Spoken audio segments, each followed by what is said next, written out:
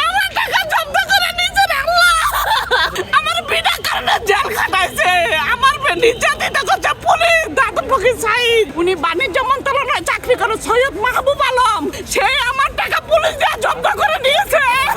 কি হয়েছিল একটু বলুন। আমরা বিক্রমপুরের মানুষ, আমার আওয়ামী লীগের নেতা কর্মী আনারকুলি পারবিন, যুবলীগের আনারকুলি থানার সাধারণ সম্পাদক দাদুল ফকির সাইদ, আওয়ামী লীগের ওসি। তারপরে কি করছিল আপনাকে? আমার বাসায় আমার ডাইকে নিয়ে আমার ব্যাংকে 4 কোটি টাকা ছিল, সোনালী ব্যাংকের থেকে 4 কোটি টাকা জব্দ করে নিয়েছে।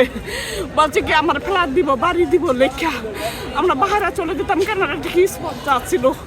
আমরা হে টাকা আমরা ব্যাংকে রাখছিলাম, সোনালী ব্যাংকে, সেই স্টেটমেন্টও আছে। সেই টাকাগুলো আমার সব নিয়ে গেছে ফ্ল্যাট দেওয়ার কথা কয়া। উনি বাণিজ্য মন্ত্রণালয়ে চাকরি করে, সৈয়দ মাহবুব আলম।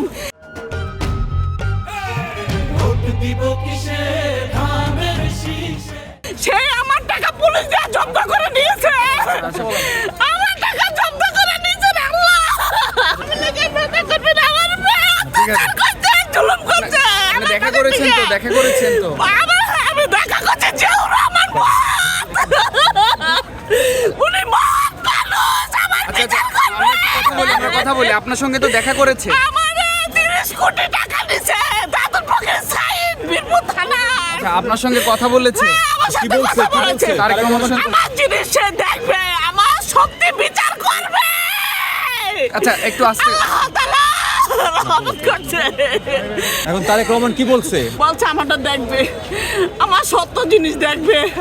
আল্লাহ রহমত করেছে, আরেক যার আল্লাহ রহমত করুক।